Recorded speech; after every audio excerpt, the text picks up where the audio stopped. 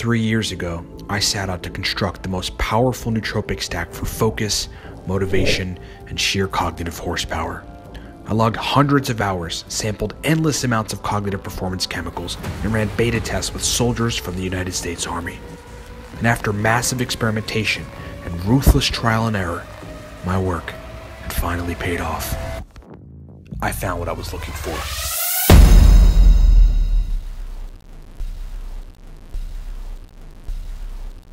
No question about it, Cortex is essentially the focus stack. You know, it's the mental endurance stack, it's the verbal fluency stack, but the positive standout effect that a lot of our customers repeatedly tell us is, look, I was able to sit down for 5-6 hours and actually work on something that I haven't been for a while.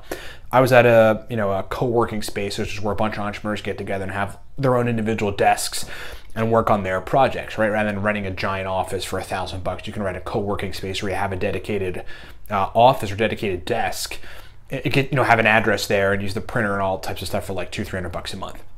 There's a woman there who's a PR person who started taking the Cortex stack, and the first time she took it, she was like, somebody had told her about it, so it was not a cold sale for me. I sold her a bottle there because somebody already told her about it that was there, that was using it, that was getting more productivity. And she sometimes takes Adderall. I think I sort of mentioned this example before, but it's good to repeat in this context. So she's like, all right, I'll buy a bottle. I want to buy a bottle. It was $4.30. She's like, right at 5 p.m. I start to lose my focus and my capacity to work. And that's pretty normal and pretty routine for everybody, kind of no matter what your age is, if you've been working considerably for the first part of the day. She took the Cortex stack, and I'm thinking like, okay, like I know in 15 minutes it's going to start onsetting. I know she's going to start to feel it. Everybody's different, but it's generally the same for a lot, 90% of people or so. And just about at the 20-minute mark, I saw her hone in on her work. She stopped talking. She was like talking up to that point, and she just got really interested and engaged. And after like minute 25, I went, hey, her name's Tina. I was like, hey, T, what do you think? And right away, she goes, I like it. She turned around and looked at me, and she's like, I like it. Now I'm back. Now I'm in. Right now, I wouldn't be able to focus. Now I can focus for a couple more hours. Cortex is the focus stack. SecureBottleLiveCortex.com. If you've been waiting, just buy a bottle. You're going to love it. I wouldn't steer you guys in the wrong direction. I've been doing this for 8 years. I made a nootropic stack based on what I know. And the only nootropic stack that really, really worked for me in the regard that I wanted. Powerful verbal fluency, powerful focus, powerful mental energy, powerful working memory, an all-around, fully integrated, multifactorial nootropic stack. LiveCortex.com, for it's being called the only pre-made stack that actually works. Okay, let's talk about Pubchem. We mentioned this briefly, and I think some of you might have been like, did you just gloss over Pubchem, a new place to look at nootropics information? I found this recently looking at really just trying to find another source for mechanisms and another source for chemical composition and molecular structure around nootropics. And look, there's a lot of people that might not be interested in that. Do you want to know the molecular structure of alpha GPC? Probably not. You just want to take 100 milligrams and get good focus and working memory and verbal fluency. But there are also, in addition to that, there are studies around each compound that are relevant around particular things related to brain performance. So first, here's the sort of 50,000-foot view. Pubchem. It's, I believe, what do we got? Yeah, pubchem.ncbi.nlm.nih.gov. But you could just Google Pubchem, P-U-B-C-H-E-M, Pubchem, and then get to the website, bookmark it, save it, go from there. In the search bar, there's a search bar, just like there is on PubMed, and where you can search for different individual nootropic compounds. Once you find, it'll bring you a list of a bunch of different nootropic compounds, or if it's so specific, like you type in Noopept, it'll likely bring you directly to the Noopept page, because it actually has a Noopept page.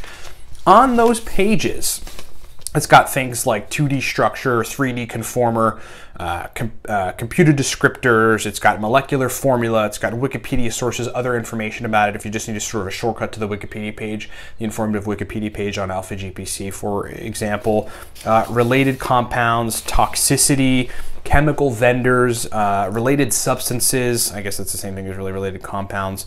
Well, there's one with related compounds with annotations, and then chemical and physical properties. But what I think is so look, people might be interested in that stuff for one reason or another. People within universities doing science projects or looking at nootropics, trying to understand what's going on molecularly.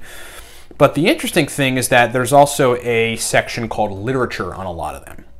Literature, and in literature, you've actually got the studies. So if you go to Pubchem and search for Noopept, and then you end up on the Noopept page and go to number 7, the number 7 on the structured kind of letters on, looking at stuff.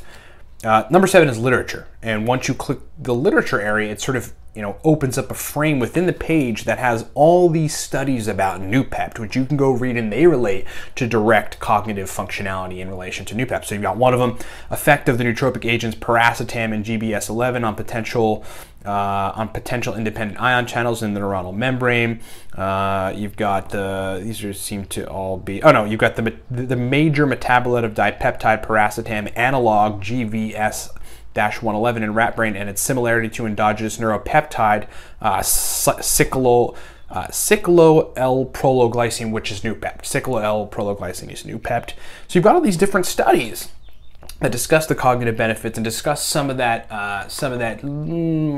probably 50,000 foot view of stuff rather than looking granularly at molecular structure. You can actually go and look at effects, read studies, etc. I came across this in the last couple months. I've been using it looking at molecular structure and then looking at the literature part of it to use the studies on particular compounds as references and to help me in the formulation process of understanding more about particular compounds for content creation sake, for my own understanding sake. I mean, look, when I come here and talk about how theanine increases brain serotonin and GABA, also dopamine levels, induces alpha brainwave, it's like, this is what I'm interested in. And I'm using sources like this to really fully try to understand these compounds, not just so that I can understand them, because what's the use of understanding that happens?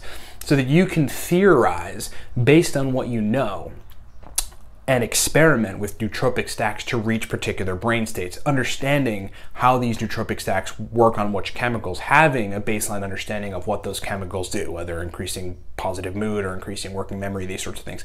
That's how you really refine nootropics cocktails to find the perfect stack. So Pubchem, check it out. Google Pubchem, get to the website, bookmark it, and use it for nootropics research. Thanks for watching.